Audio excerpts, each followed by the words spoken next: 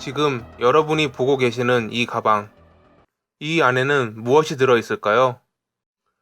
오늘의 이야기는 이 가방의 발견에서부터 시작됩니다.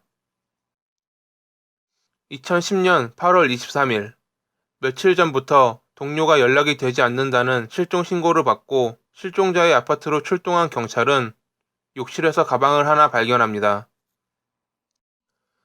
지퍼가 잠겨있던 가방에서는 악취가 났고 지퍼와 지퍼 사이에는 조그마한 자물쇠가 걸려 있었습니다.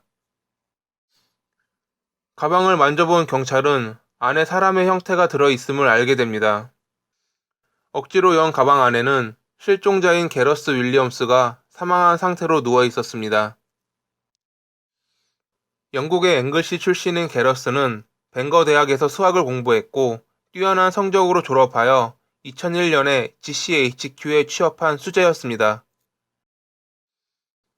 그는 사이버 테러를 포함해 여러 1급 비밀 연구에 참여했고 SIS에 1년간 파견된 상태였죠. 그는 9월 초에 파견이 끝나고 얼마간의 휴가를 가진 뒤 GCHQ로 복귀할 예정이었습니다. 하지만 그의 계획은 이뤄지지 못했고 복귀 일주일을 앞두고 사망한 상태로 발견된 겁니다. 그의 사망 현장은 무언가 미심쩍은 부분이 많았습니다.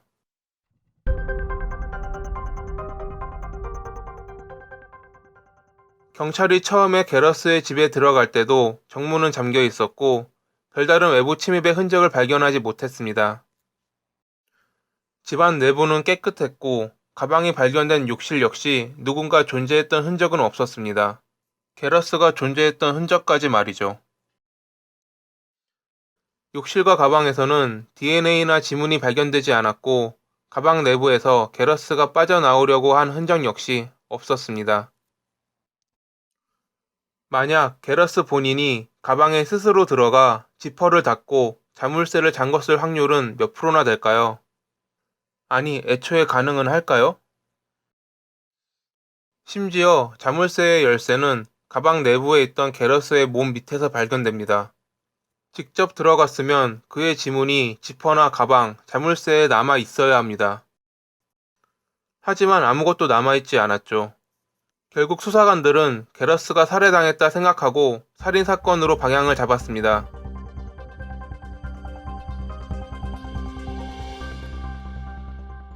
게러스를 시검한 검시관들은 그의 몸에서 별다른 외상이나 약물 중독의 흔적을 발견하지 못했습니다.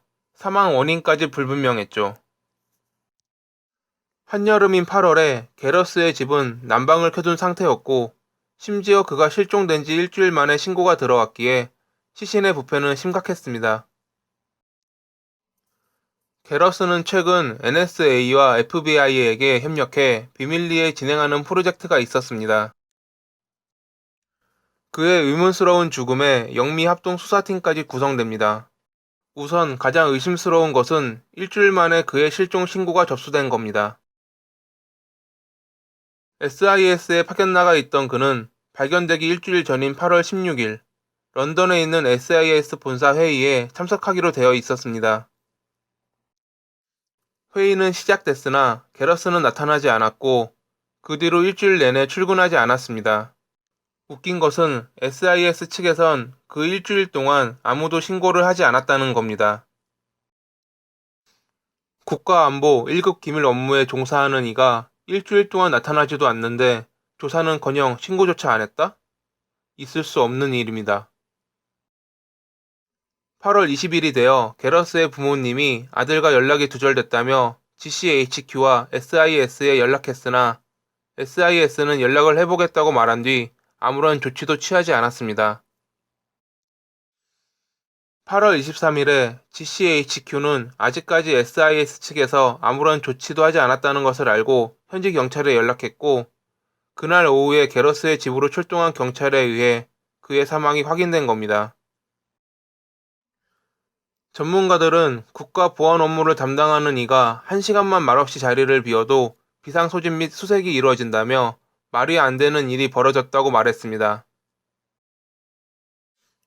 후에 보안기관장 존 서너스가 사과문을 발표했지만 사과문에는 가장 중요한 왜 일주일이나 방치했느냐는 대목이 없었습니다. 더 이상한 건 SIS 측에서 게러스의 동료들이 외부와 접촉하는 것을 금지했다는 겁니다. 게러스의 동료들은 언론은 물론 수사팀과의 인터뷰조차 갖지 못했습니다.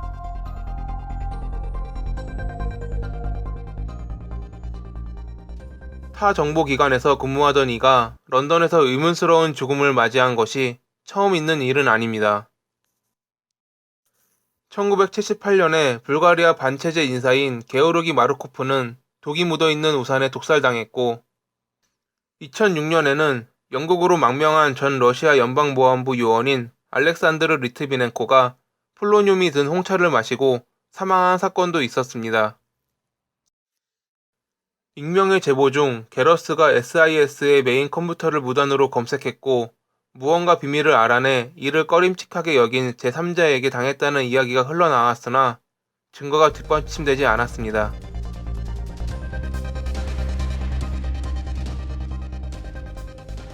그러던 중 몇몇 언론사에서 게러스가 속박 플레이를 즐기는 도중 실수로 사망했을지도 모른다는 내용을 발표합니다. 게러스의 집 주인이 예전에 그가 침대에서 손목과 발목에 수갑이 묶여있는 상태로 구조를 요청했다는 증언이 한몫했습니다. 이러한 소문은 언론을 통해 빠르게 번졌습니다. 게러스의 아파트에서 구속장치가 발견되었다. 그의 방에 있던 가발이 이상한 플레이를 위한 것이다. 하지만 조사 결과 모든 것이 사실이 아님이 밝혀집니다. 전문가들은 이 같은 소문이 게러스의 죽음에 관해 거짓된 정보를 언론에 흘림으로써 수사의 큰 틀을 흔들려는 음모라고 말했습니다. 특히 이러한 음모는 적을 분산시키고 잘못된 환상을 보이게 한다라는 SIS의 훈련 매뉴얼에 포함되어 있는 내용입니다.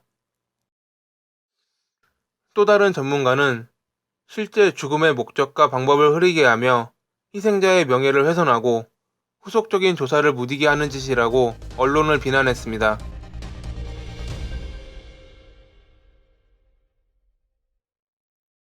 전문가 2명이 게러스가 들어있던 가방과 같은 종류의 가방에 과연 혼자 들어가 지퍼를 잠그고 자물쇠를 거는 것이 가능한지를 알아보기 위해 직접 시도해 봅니다. 400번의 시도를 했지만 그들은 자신을 가둘 수 없었습니다. 게다가 앞서 말했다시피 그가 스스로 들어갔다면 가방 외부에는, 특히 지퍼와 자물쇠에는 그의 지문이 있어야 합니다. 하지만 발견 당시 게러스는 알몸이었고 그의 지문은 욕실 어디에서도 발견되지 않았습니다. 이는 누군가가 그를 가방에 넣었다는 것이 분명합니다. 검시관들 역시 게러스의 죽음이 부자연스럽고 누군가가 개입돼 있을 가능성이 크다고 발표했습니다. 2015년에는 러시아에서 망명해 현재 영국에서 살고 있는 전 KGB 요원인 보리스 카르피치코프가 러시아의 정보원들이 게러스의 죽음에 연관돼 있다고 인터뷰했습니다. 그는 러시아의 정보원들이 게러스를 이중 스파이로 만들기 위해 접촉했으나 이에 실패하고 그를 제거했다고 주장합니다. 하지만 그에 따른 별다른 증거는 없었습니다. 건전한 취미 생활을 즐기며 누구보다 공부를 잘했던, 그래서 가족의 자랑거리였던 그는 그렇게 죽음의 이유도 사인도 밝혀지지 않은 상태로 차디찬 땅에 묻혀 있습니다.